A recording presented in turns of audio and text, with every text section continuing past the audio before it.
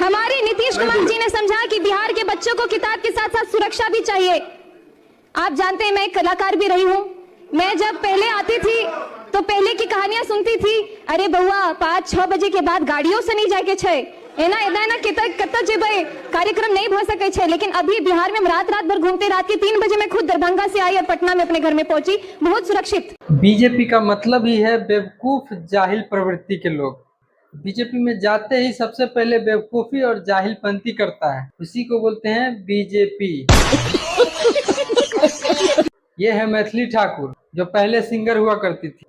ये बोल रही है कि बचपन में हम जब प्रोग्राम करने कहीं जाते थे तो हमारे घर में माँ बोलती थी कि 6 बजे के बाद नहीं निकलना है, क्योंकि शहर का माहौल सही नहीं रहता है। और ये लड़की 2011 में लिटिल चैंप बनती है, 2015 में इंडियन आइडियल जूनियर में जाती है, और यहाँ तक कि 5-6 साल पहले हम इसको देखते थे घर में बैठ के हारमोनियम बजाती थी।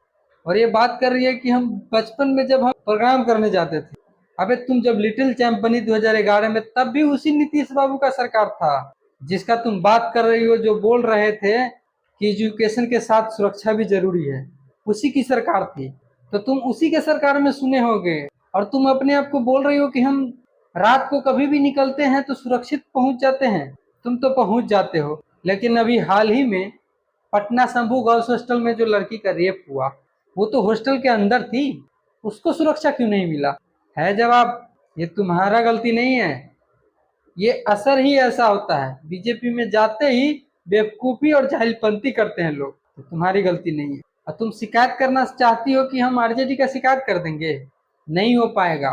लोग समझदार है, समझते हैं कि तुम जब पैदा ली तब आरजेडी का सरकार खत्म हो चुका था, तब से तुम्हारे चाचा का ही सरकार है, और जितना कांड सुन रहे हो सब अपने चाचा के जमाने का सुन रहे हो। और अभी नालंदा में जो है एक महिला को किस तरीके से घुमाया गया है, ये भी तुम्हारे चाचा का ही सरकार है। तो अब बोलो कि महिला का कितना सुरक्षा है बिहार में।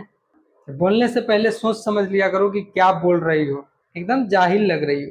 ये वीडियो को इतना शेयर करिए, मैथिली ठाकुर अभी बहुत बड़ी नहीं बनी है, इसके पास पहुंचा दीजिए, ताकि ये खुद का दिमाग खोल सके कि हम जब सिंगिंग लाइन में गए तब हमारे चाचा का ही सरकार था, और उसी समय अपराध हुआ करता था, और आज भी हो रहा है।